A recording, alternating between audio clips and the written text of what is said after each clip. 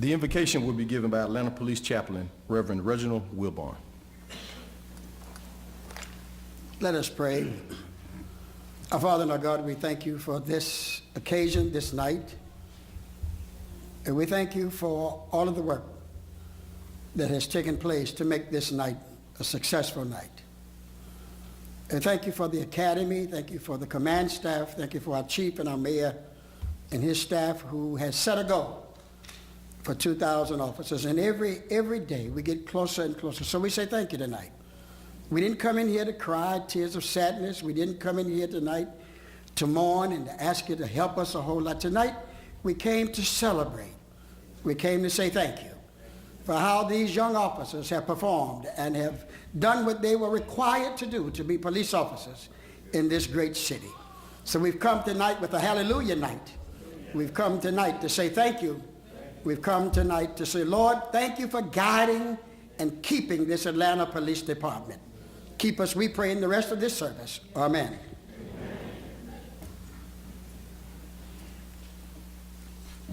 Please be seated.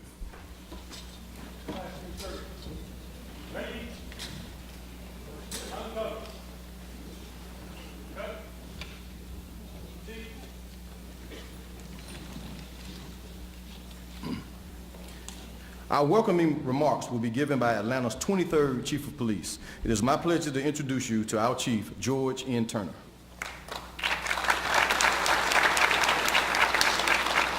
Thank you, and welcome to the 230th graduating class of the Atlanta Police Department. I want to do a couple of things before I take my seat. First of all, I want to thank all of the family members and loved ones who have supported this group of men and women who are in front of us right now today. Thank you for your support. I want to also encourage you and challenge you to stay with these young men and women who will have challenges as they move through their career. This is a very difficult profession that they have chosen to serve. I will also tell you this, it's not a profession that's any noble than this profession of law enforcement.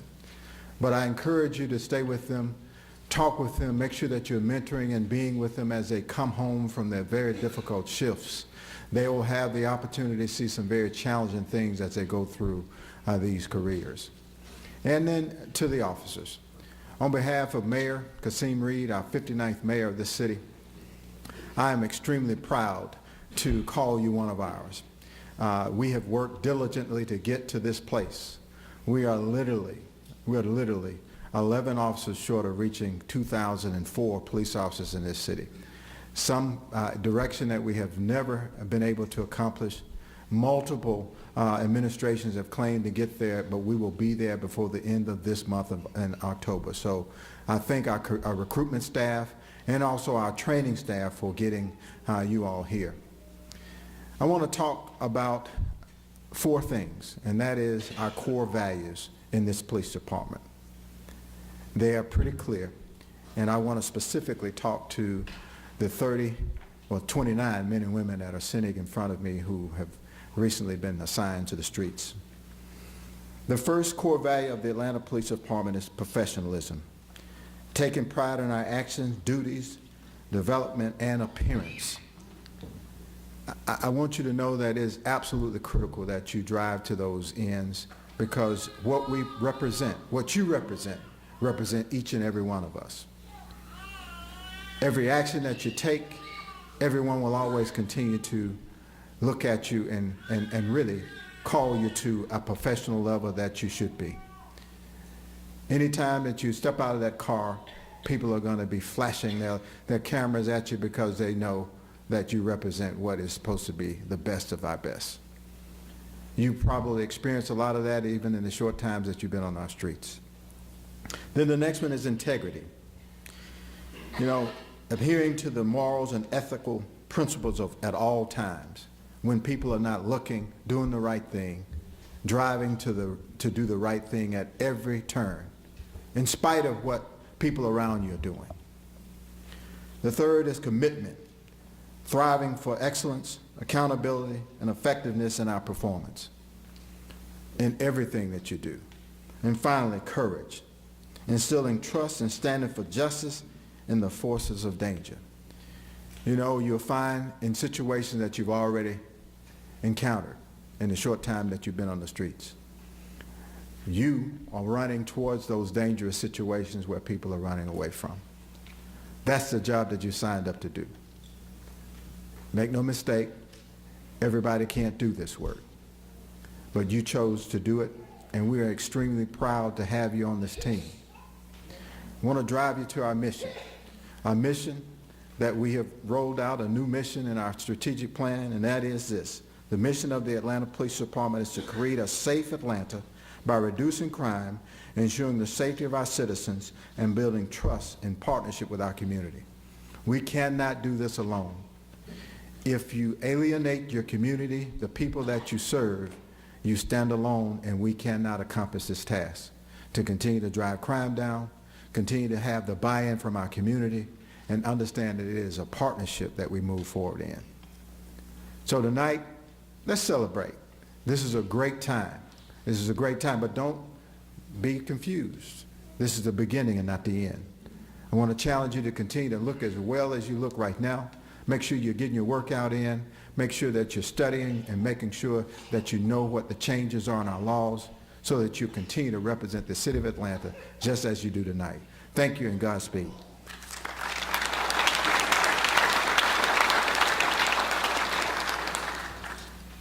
Thank you, Chief. We'll now have remarks by the City of Atlanta Chief Operating Officer, Ms. Duria Faruqi.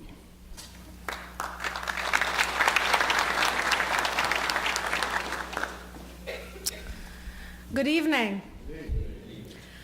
As Chief Turner just said that, a graduation may appear like a conclusion and an ending, but for all of the graduates tonight of class 230 that stand sit before us, 28 men and 3 women, tonight is truly the beginning of a new way of life for each one of you.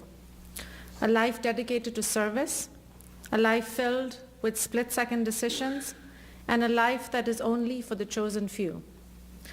As the Chief Operating Officer of the city, I am proud to lead the operations of this great city, but most especially public safety. On Mayor Reed's behalf and the City of Atlanta, I offer my sincerest congratulations to all of you for your hard-won presence here today, and in particular to your loved ones. This administration has made public safety its top priority since Mayor Reed took office in 2010. Along with the incredible leadership of Chief Turner, we are building a world-class police force, a lasting and strong legacy of public safety that will be sustained for years to come. And this is truly a great time for those reasons and many others to join the Atlanta Police Department. Major crimes in the city are down 17% over the last 3 years, and with a highly capable force that will grow stronger with your addition, I know that that number will expand. The city of Atlanta once had 250 plus homicides per year, but we have had less than 100 in the last 3 years. We're on pace for a 4th consecutive year because of the hard work of APD as well as the command staff that you see represented up here. Crime is down to levels not seen in the last 40 to 50 years, but there is much more work to be done. With tonight's graduation, we are on pace to reach a force of 2,000 sworn police officers in the next couple of months. This is the largest in Atlanta's history, and you will be a part of that history making. That is something to be very proud of. You're joining a police department that is truly on the cutting edge of crime-fighting technology. We have partnered with the Atlanta Police Foundation and several businesses to develop the best tools which will aid you in doing your job every day. The PredPol program that has just been implemented will more accurately tell you whether crimes are likely to be committed so you can be in the right place at the right time. Mayor Kasim Reed also wants you to have the most up-to-date equipment in addition to these innovative tools. Today's criminals are getting more sophisticated, and as you know, we must always remain several steps ahead. That is why we have also invested in the Video Integration Center that connects almost 3,000 cameras across our city to keep a vigilant eye on crime and aid all first responders. As you know, all good things flow from a safe and secure city, an environment where home and business owners are confident to live and work. Atlanta cannot be a great global city that reaches the pinnacle of its potential without each and every one of you, and the work that you will do every day from this day forward. While businesses open in the morning and close at night, police officers are on duty 24/7. They are directing traffic, working undercover, walking a footbeat, and answering 911 calls that will save someone's life. Employees, families, and children are able to thrive in Atlanta because our police officers are on the job, and that is what you will become a part of. You will be the city's most important ambassadors. Each time you interact with a resident or a business owner or a child, they will remember that interaction and how they feel operating, walking, playing in their city. I thank you for answering the call, and your loved ones in particular that are here tonight for giving you their support and the courage. I thank you for stepping up and becoming a police officer when you could have chosen a very different profession. I thank you for choosing the city of Atlanta to serve in. We need sharp, dedicated, and committed individuals such as you to make a difference in the future of our city. You know, a few years ago, Oprah Winfrey spoke to a graduating class here in Atlanta at Spelman College, and she had 3 messages for them.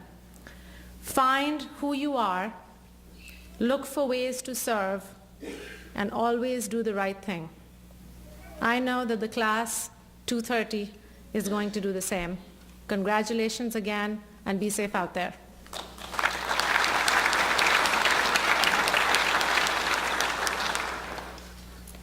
Thank you, Ms. Faruqi. At this time, I'd like to introduce our command staff to you. To my immediate left, you've already met our Chief of Police, Georgian Turner. To his left is Mr. Sam Petway. I'll be doing a more formal introduction shortly. To his left, we just heard from Ms. Duria Faruqi, the city's Chief Operating Officer. Deputy Chief Erica Shields, she's the commander of our Support Services Division. Deputy Chief Renee Probst, she's the commander of our Field Operations Division. Deputy Chief Sean Jones, commander of Criminal Investigations Division. Deputy Chief Ernest Finley, the commander of Community Services Division. To my right, Major Jeffrey Glazier, the Academy Commander. Major Tim Quiller, Zone 1 Commander. Major Van Hobbs, Zone 2 Commander. Captain Byron Martin, Assistant Commander in Zone 3. Major Rodney Bryant, Zone 4 Commander. Major Wayne Whitmire, Zone 5 Commander. Major Tim Peake, Zone 6 Commander. Major Robert Browning, Special Operations Commander. On my left, Major Randall Robinson, Special Operations Section. Major Keith Meadows, School Detective Section. Major Vince Moore, Chief of Staff. Major Elder Dancy, Office of Professional Standards. Ms. Beth Espy, she's our Interim Director of Public Affairs. The far left, Major Sarah Lynn Davis, Code Enforcement Section. Major Joe Spillane, Information Services Section. Ms. Angela Barrett, our new 911 Director. Major Darrell Tollison, Major Crime Section. And Ms. Alice Johnson, she's our Community Affairs Liaison.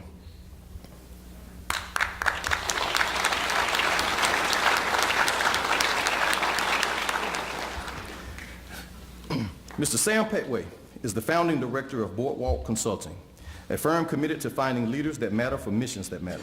Since 1977, Mr. Petway has advised scores of leadership teams and entities ranging from startups to mature multinationals, both for and not for profit. Since founding Boardwalk in 2002, he has worked with clients as varied as international relief agencies, national foundations, regional trade associations, and local nonprofits of many kinds. Before launching Boardwalk, Mr. Petway spent 25 years in board recruitment and executive search, 21 of them with 2 global consulting firms. A Navy veteran, Mr. Petway holds a bachelor's degree from the University of Virginia and a master's degree from Harvard Business School, where he is a past member of the Global Alumni Association's Board of Trustees. activities. He is a member of the Rotary Club of Atlanta and an active alumnus of Leadership Atlanta. Earlier, he was chair of the American Running Association and a board member of Blue Cross Blue Shield of Virginia. Mr. Petway is a late-blooming athlete who competed in his first full marathon shortly before his 50th birthday. He ran his 18th marathon in 2011. His wife, Barbara, an executive communications consultant, and his two sons, Cooper and Andrew, one a Washington-based project manager and the other a Florida-based customer service representative, are vigorous cheerleaders at his races, and sometimes the only one still standing when he crosses the finish line. Would you please join me in welcoming Mr. Sam Petway?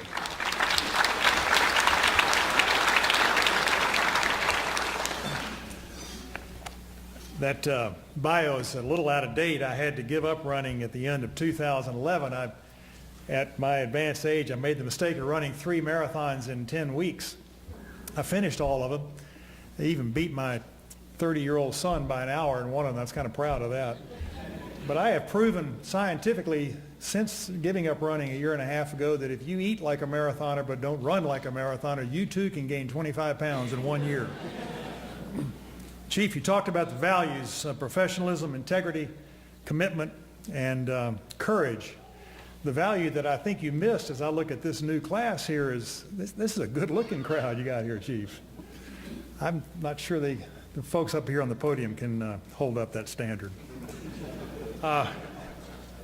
Chief Turner and the command staff, Madam Chief Operating Officer, members of the class, 230th class. Do you realize how much history that encompasses? 230 classes. But I also want to say specifically to the family, friends, and supporters, I'd like for us to give you a round of applause for your support.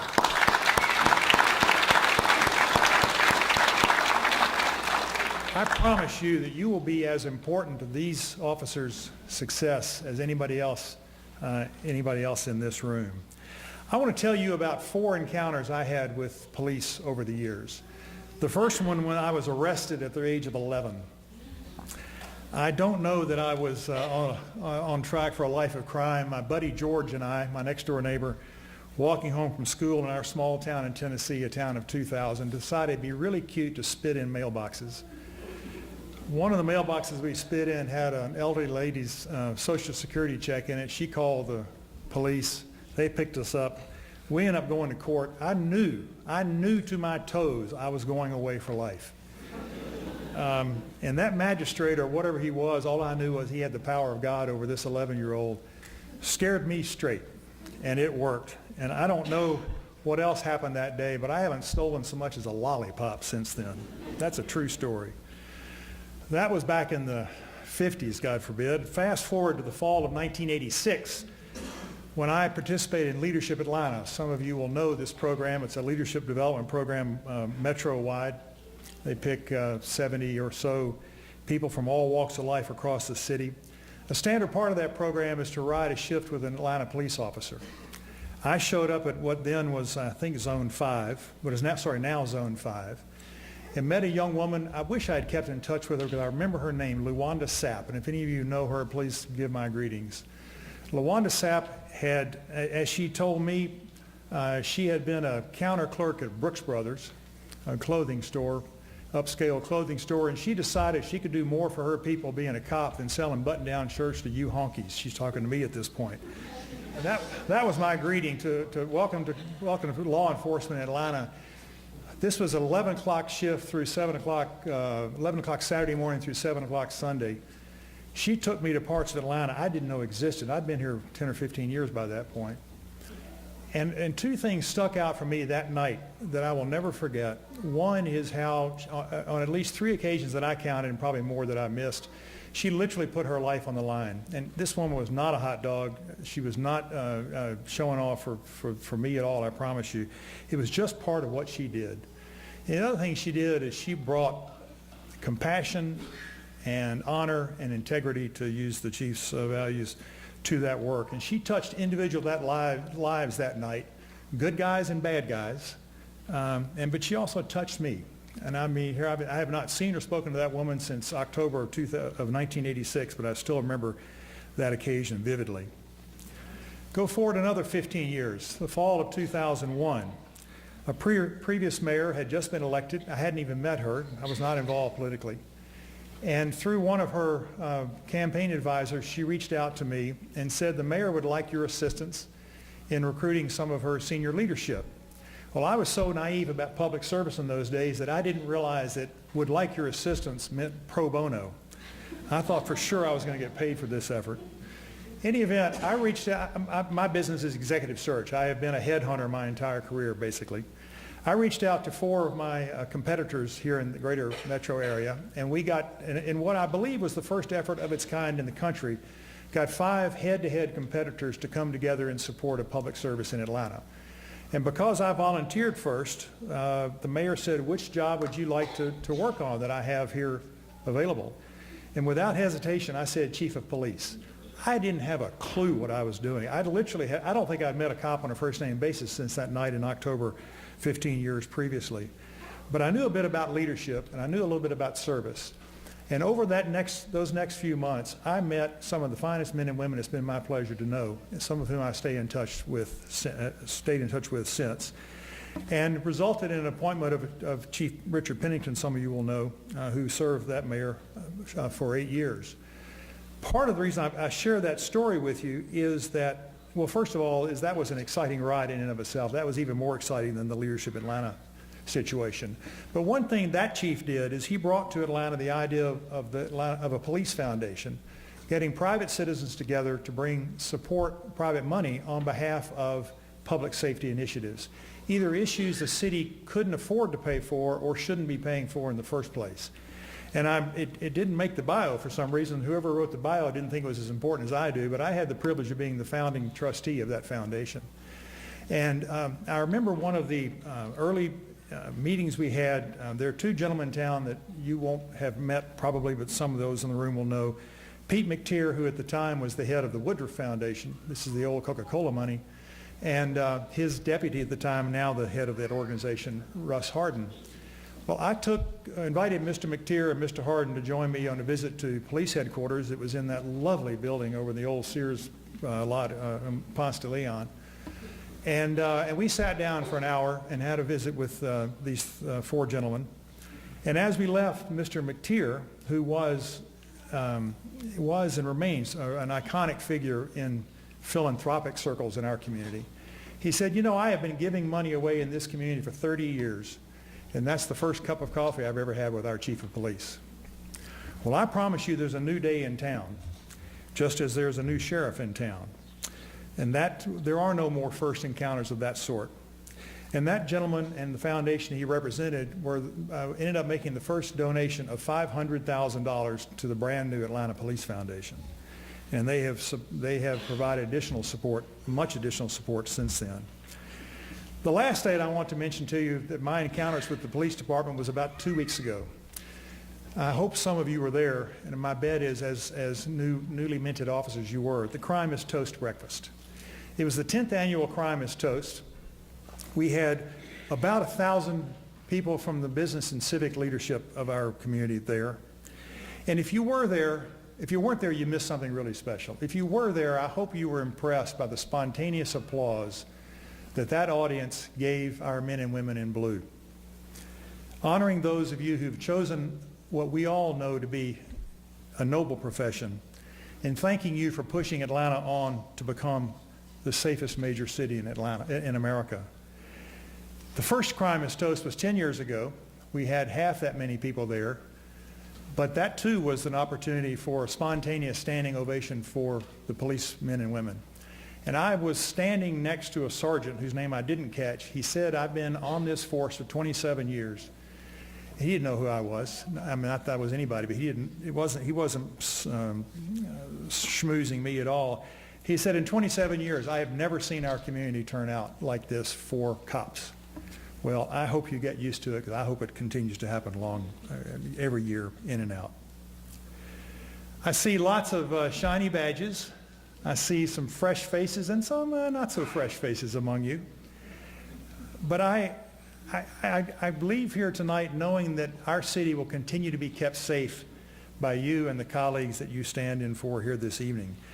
Regardless of your mission, your assignment, the division you serve, or the job you hold, or the rank you hold, You are joining one of the most powerful and certainly one of the most impactful entities in the metro area. And your mission to serve and protect, I'm not sure that actually shows up anywhere, but that's what we all think you do, makes you part of one of the most progressive and certainly most highly regarded law enforcement agencies in the Southeast, the Atlanta Police Department. These are exciting times to be part of APD. Today, as Duria Faruqi said, the city is the safest it has been since 1969. Today, crime is at its lowest levels in more than 4 decades. Today, our police department is not merely adopting best practices, it's creating best practices. And that, to me, is the most exciting, one of the most exciting parts. And today, we have the best trained, the largest, the best trained, and best educated force in Atlanta's history. And I hope you also become part of the proudest force we've had in Atlanta's history. Much has changed since I went on that ride with LaWanda Sapp in Zone 5. Actually, I think it was Zone 2 back then, 27 years ago.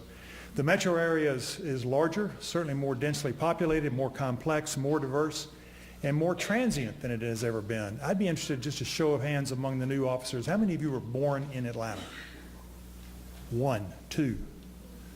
That's an indication. You are here because you chose to be here. You didn't have to be here. You adopted our city, and I know we've adopted you. For today's purposes, though, the biggest change that I've seen in our time is the perception that we are all policemen. We are all policewomen. This is not just your job, it is our job. Those 1,000 people at the Crime is Toast breakfast a couple of weeks ago, every one of those had someplace else to be that morning. But they came that day to honor you, Atlanta's finest, for helping our city become America's finest. They came to say thank you for embracing the most innovative, cutting-edge policing strategies in the country, such as the Video Integration Network at Operation Shield, Predictive Policing, and the Police Leadership Institute. And they came to let you know that we have your backs, just as we hope you have ours. Lots of people want to become cops, lots of people want to be cops. I haven't seen the figures lately, but surely 10 times as many people apply as graduate from the academy. But you, the 30 of you, were determined to become cops. You've undertaken similar training, but you've traveled different paths to get here, and your paths from this moment on will be different as well. But no matter what path you have chosen, what path you followed to get to this stage, or the path that you follow from here on, you can say with pride, I have answered the call. You're offering your lives in service to your fellow citizens, protecting us from those who would do harm, serving as role models to an 11-year-old boy and girl, and sadly, one's far younger than that, who may need to hear no from a responsible adult so that they too can become responsible adults. To the families and friends, to the proud parents, supportive spouses, and at least one adorable little girl I saw here tonight, I say thank you. You have helped carry these recruits to this point, and they will need your support and understanding even more as they face challenges the rest of us, frankly, are often oblivious to.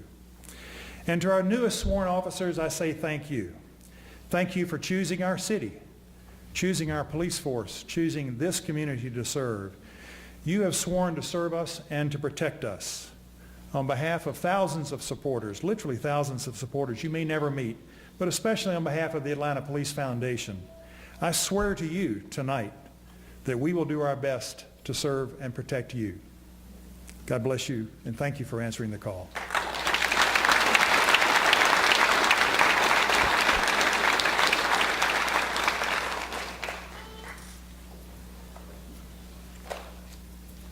Thank you, Mr. Petway. At this time, we'll have our valedictorian address. I'd like to ask Officer Steve Avery to come forward. Officer Avery will be giving the valedictorian address.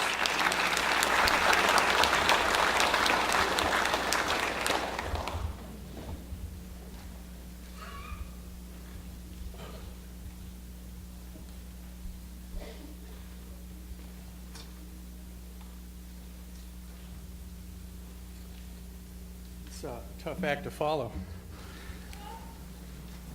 Well, guys, we made it, right? Good evening, everyone. On behalf of the entire class, I know I speak for the entire class, I want to welcome everyone here that's come out to celebrate this with us. Chief, the members of the command staff, our elected officials, and especially the family and friends that have supported us all to get us to this point. Thank you and welcome. When I first learned that I was going to have to speak at the graduation ceremony, besides being terrified, I was a little unsure about what I wanted to say. So I asked around to some of the more recent Academy graduates to find out what their experience at this ceremony was like and what people from their class said. And I found out that most of the time the topics were about overcoming obstacles, becoming a team, coming together and overcoming adversity, and sort of like that. But the members of Class 230 have come to know me, but for those of you who don't, this is not my first career in policing.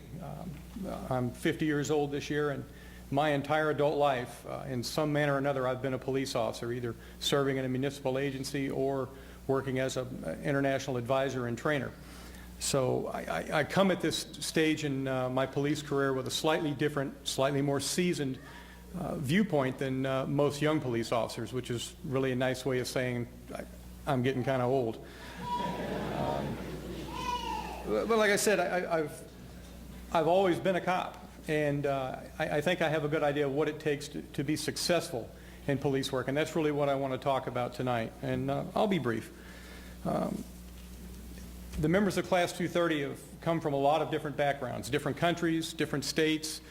We range in age from 21 to 52, so we have a whole varied set of life experiences. But now, after we've completed the academy and field training, we're part of one thing. Rather than leaving college to go off in different directions, we're coming together to be part of the one thing, the Atlanta Police Department. And the Atlanta Police Department and our role as police officers in that department will be our working lives for as long as we're here. And I think it's important to touch upon what our role really is and how to be successful at it. Really, police work is a lot more than law enforcement. That's why when people ask me what I do, I usually tell them I'm a cop, because I want them to know that policing is more than just law enforcement. Really, police officers are servants. They're servants to the public. And service to something that's greater than oneself is really the most important, or is at least the most important part of my life. But specifically, I guess it's important to explain what I mean by being a servant and serving the public. Really, it means putting your personal agendas and your personal feelings aside so that you can provide, or that we can provide, what a community needs from us most when they need us the most. As new police officers, we all have to remember that the service we provide to our community is improving and providing public safety. That's the main thing that we do. We try to keep people safe. We're also, as someone else has mentioned this evening, we're instantly recognizable symbols of government authority. So everything we do is constantly under examination. So hopefully, when we interact with the people that we serve, we'll remain humble, compassionate caretakers of our citizens. But how to measure the success of a police career, which is really what I want to touch on. A former British Prime Minister in the 19th century, Mr. Benjamin Disraeli, said it much better than I think I can. He said, "The secret to success is consistency of purpose." To Class 230, and as I do to myself, I charge, to be successful in your career, you must consistently keep a servant's heart. Make service our purpose and be consistent in our efforts to serve. Really, that's it. It's that simple. The academy's over, field training is behind us, and now the real struggle of our career begins. If, as police officers, we can maintain good humor, compassion, a servant's heart consistently, day in and day out, our careers here at APD will be successful. We must remember always that when we're called upon to provide the service that we do, it's usually the darkest hour for the people that we serve. After all, it's almost never good news when a cop shows up at your door at 2 a.m. When we deal with the public, they're usually having a bad day. Treat everyone humbly and with as much dignity and respect as the circumstances will allow. And this extends even to those that we have to use force against or have to arrest. Now, given the things that police officers routinely encounter, that's not really an easy thing to do. And if it were easy, anybody could be a police officer. After all, as the cadre members who are seated out in the audience tonight told us all these many weeks, most of the time the job is simple. It's simple until a police officer is called upon to do the kinds of things that most people would not do for half the danger and twice the money. And really, that's it. That's really all I wanted to say. Be compassionate. Always, when you're trying to decide what the right thing to do is, decide if it's in service to the public, and if it is, it's probably the right thing. And finally, before I go, I just wanted to remind everybody in the class and in the audience that one of our cohorts is not with us tonight. Shortly after our swearing in, our good friend and classmate, Officer Vincent Dawson, was called to active duty. So even now, as we begin our period of service for the city of Atlanta, Vince serves all of us in Afghanistan. So please, every day, keep Vincent and his family in your thoughts and prayers until he is home safely and back under the roof of the Atlanta Police family. All the best, Class 230. Thank you.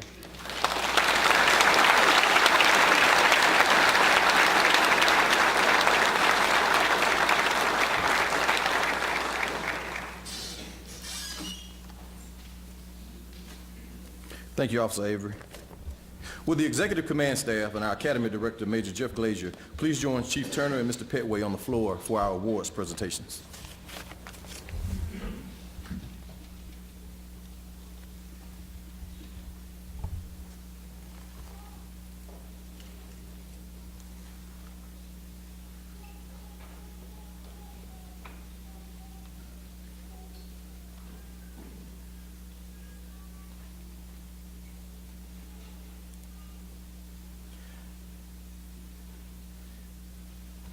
During their training, these officers fired almost 1,000 rounds each from the service weapon and shotgun and needed a minimum score of 80% on the pistol range to continue in the program. The Top Gun Award is presented to the officer who achieved the highest firearm score during the 1.5 weeks of firearms training. Officers also receive over 800 hours of instruction during their academy training and must pass every written exam in order to continue in the program. The Academic Achievement Award is presented to the officer who achieved the highest academic average determined from the weekly written examinations. The Class 230 Academic Achievement Award and Top Gun Award goes to Officer Steve Avery.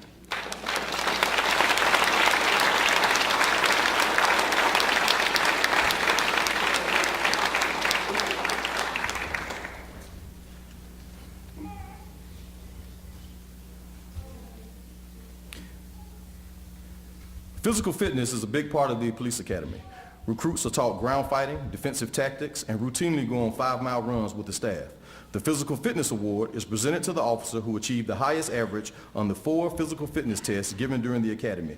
These tests include a 1.5-mile run and an obstacle course.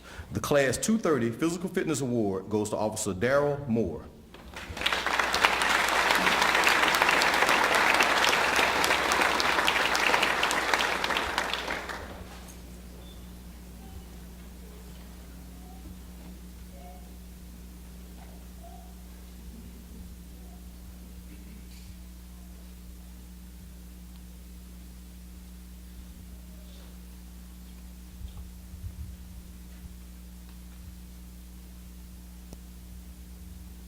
Now, we will prepare for the diploma presentation for Class 230.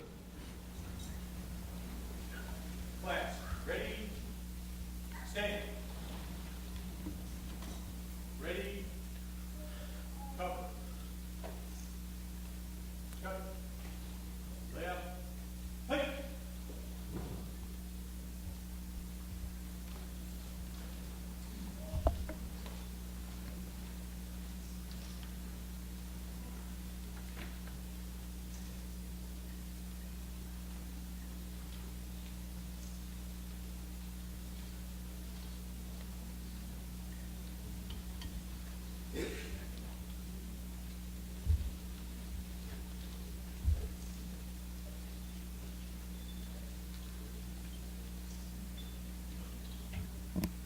Officer Steve Avery.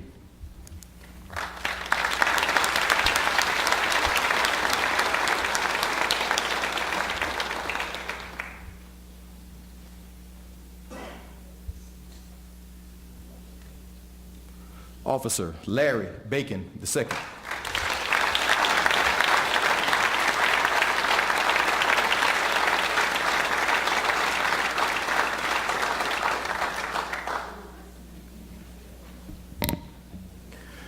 At this time, I'd like to pause the program for a special presentation.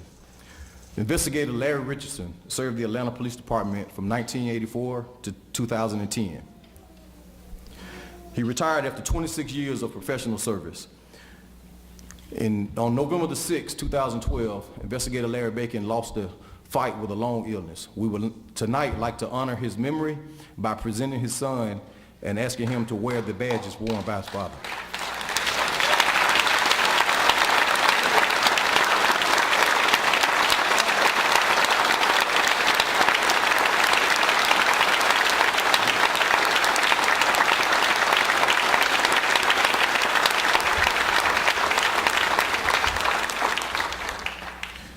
Officer Brunsky Bruno.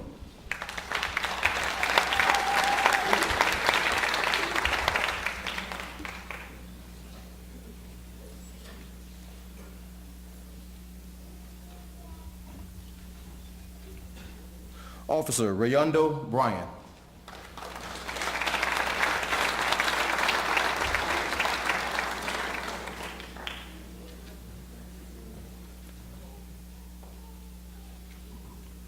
Officer Troy Cosby.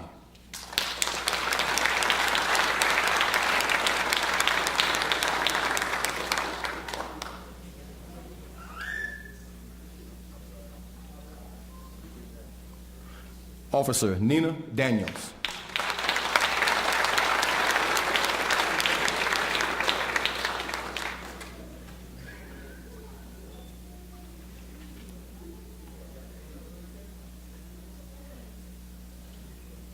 Officer Ashley Davis.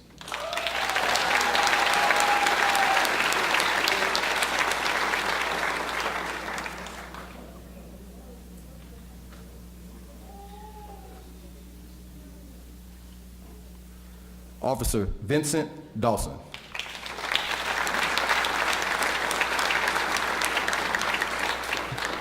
As previously mentioned tonight, Officer Dawson has been deployed to Afghanistan, so we wanted to call his name in recognition of his accomplishment. Officer Matthew DeSerbo.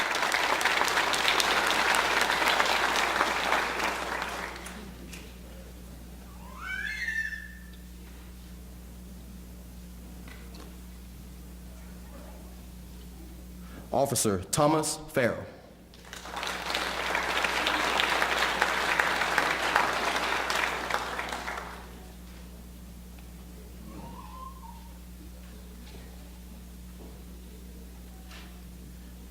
Officer Bolivar Gill.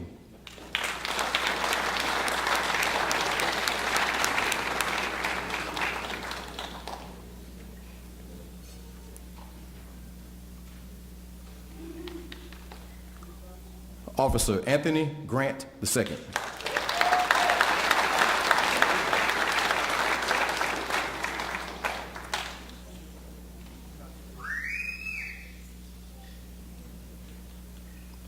Officer Paul Hodges III.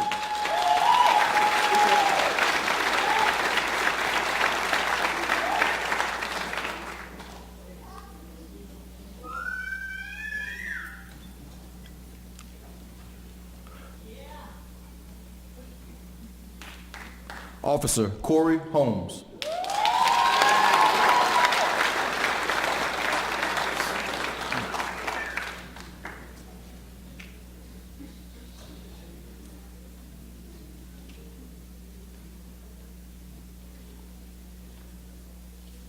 Officer Matthew John Pierre.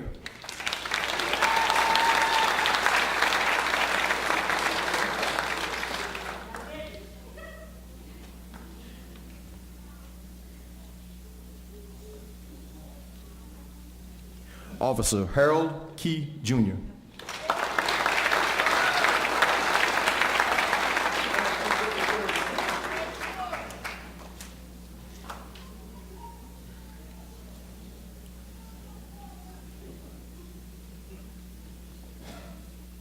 Officer Dietrich Lawrence.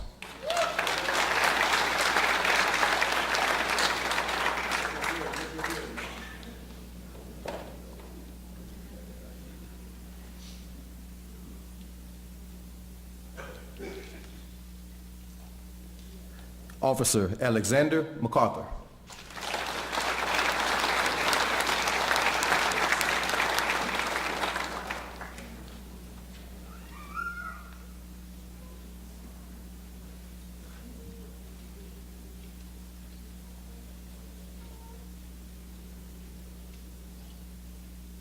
Officer Carlos Maldonado.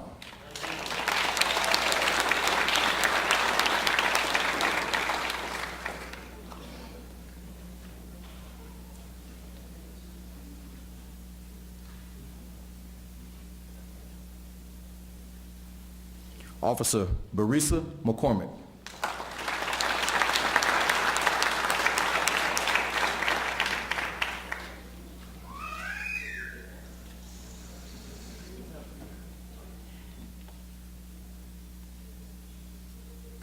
Officer Stephen McElrath.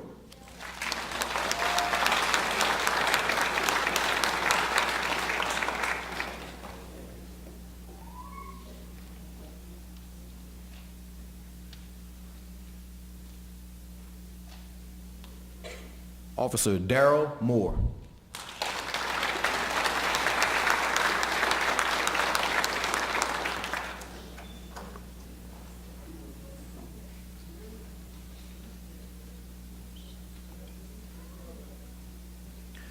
Officer Dwan Peterson.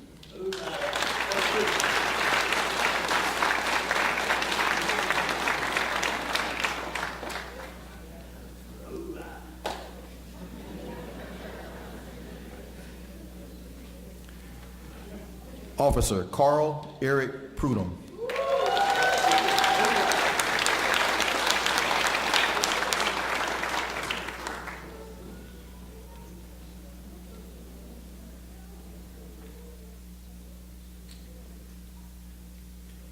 Officer Hector Santiago.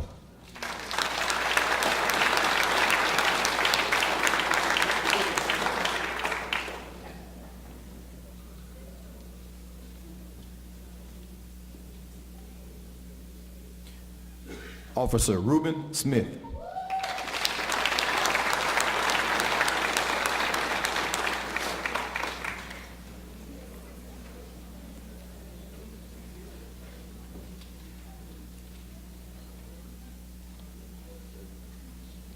Officer Jamal Stokes IV.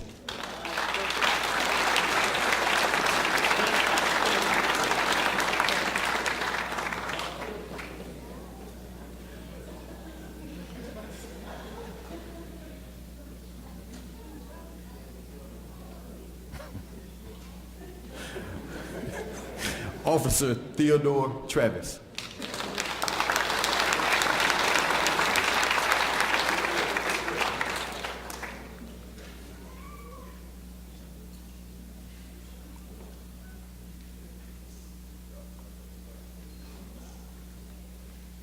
Officer Lorraine Trotman.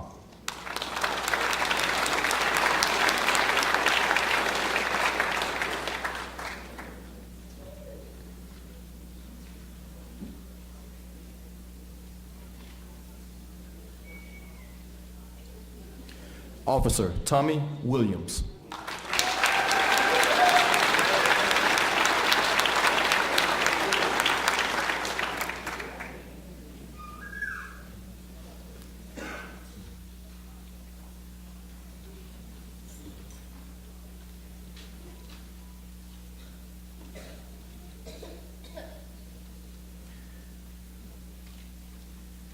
Would you join me in congratulating the graduates of Class 230?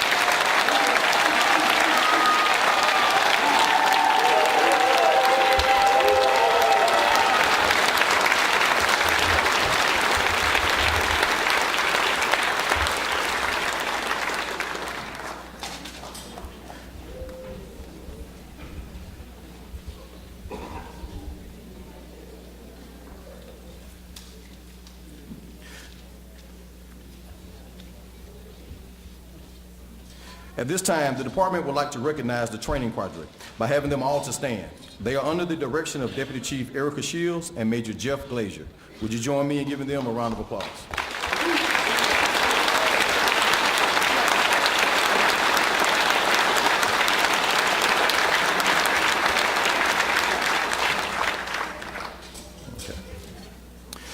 Before Deputy Chief Erica Shields gives her closing remarks, she would like to thank our guest speaker and present him with a small token of our appreciation. Chief Shields and Mr. Petway, would you please come forward?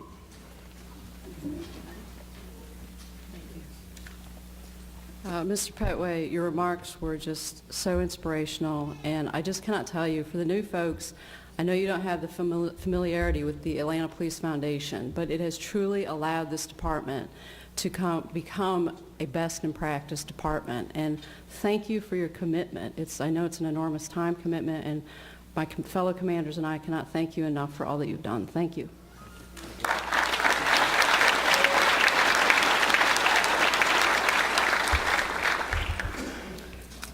We are almost at 2,000 officers. Thank you, training cadre. Thank you, Major Glazier. You can smile over Baugh. We're almost there. You guys have done a stellar job, and I truly appreciate it. For Class 230, you're a sharp-looking bunch, and to echo Chief Turner, I hope it stays that way. Let's work on it. Congratulations to all of you graduating tonight. My colleagues and I are truly proud of you. Having been there, we fully recognize the amount of work and the commitment that it required from you. And so tonight, you are officially a cop. Good job.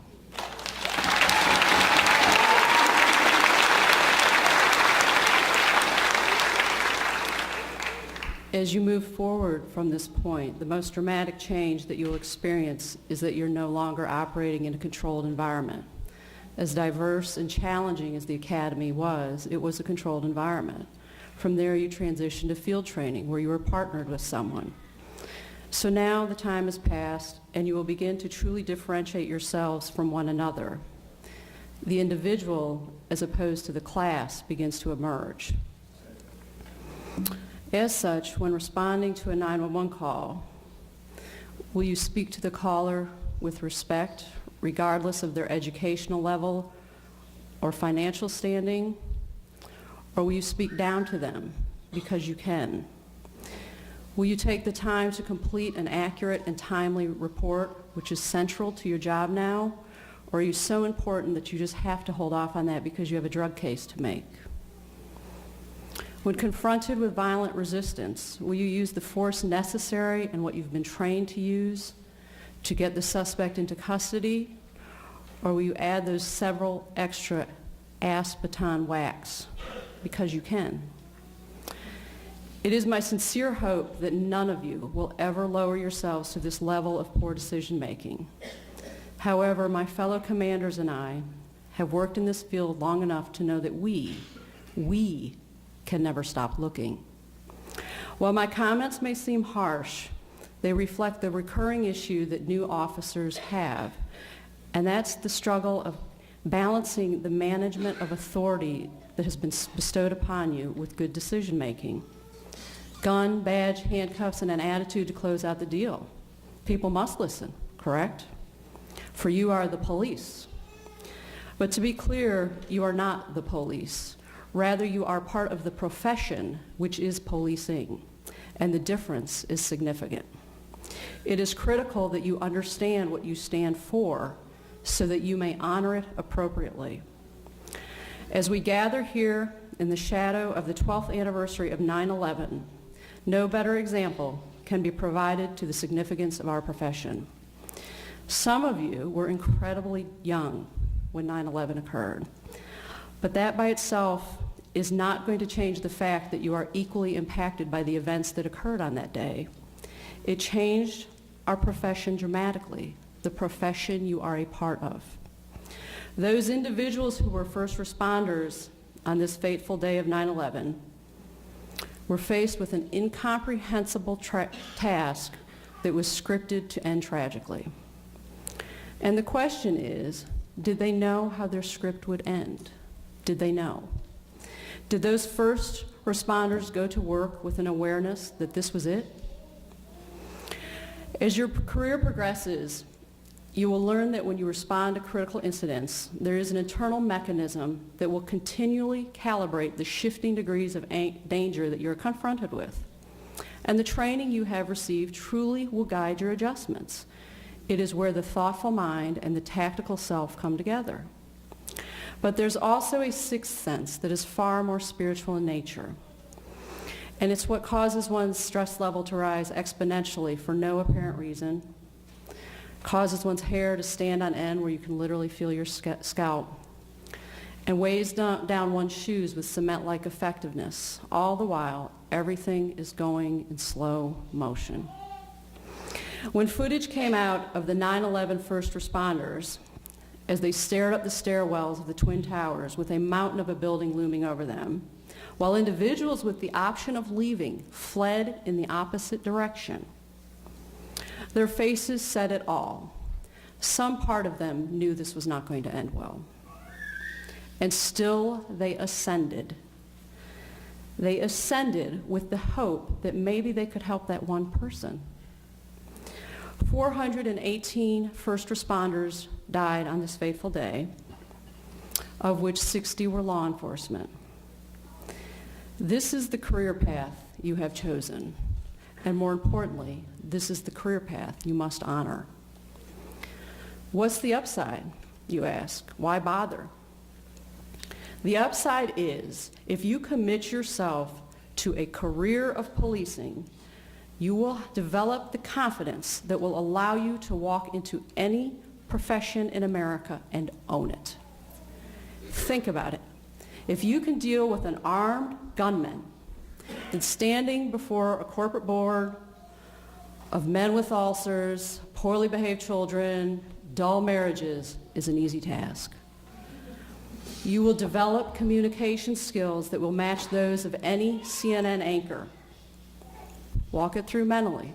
If you can talk a convicted felon who knows they're going back to prison into the back of your patrol car with promises of, you're good, I got you, then you can talk your way through any job. You will develop mediation skills that would make a union boss tear up. You're going to be navigating 15 domestic calls a day on some days. If you can do this successfully, you can walk into any business, any corporate America company, and broker a deal. But for me, and I hope in time for you, the greatest gift that policing has provided me is the permanently stamped path into an exclusive profession that touches every corner of the civilized world. And it is one where we are all connected through an unspoken steel bond. As we all share the great unknown, how will our script end? May God bless you and keep you safe.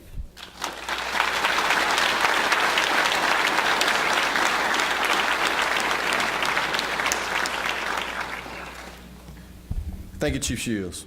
Would you please stand for the benediction?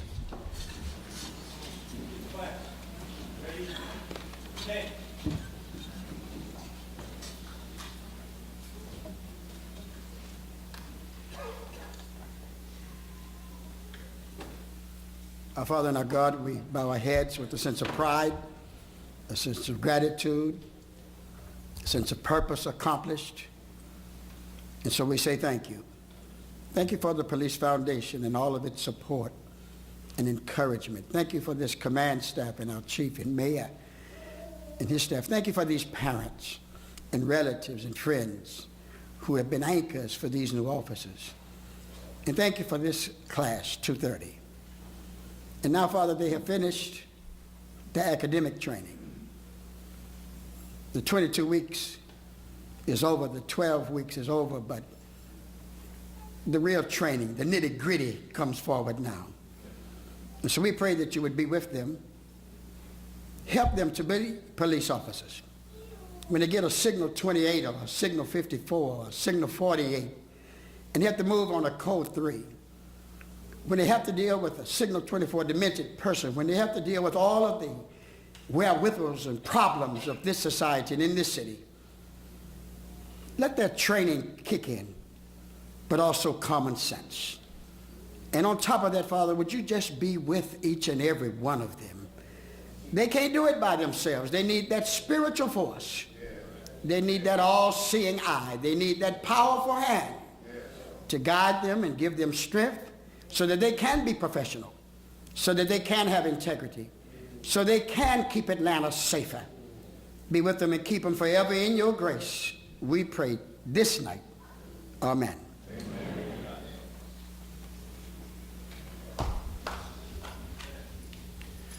Ladies and gentlemen, on behalf of Chief Turner and the City of Atlanta, we want to thank you all for sharing in this celebration with us. This concludes tonight's program. Would you please remain in place until the graduates and the command staff exit the chambers, and please join us in the lower level atrium for a reception honoring these new officers. Thank you. Ready?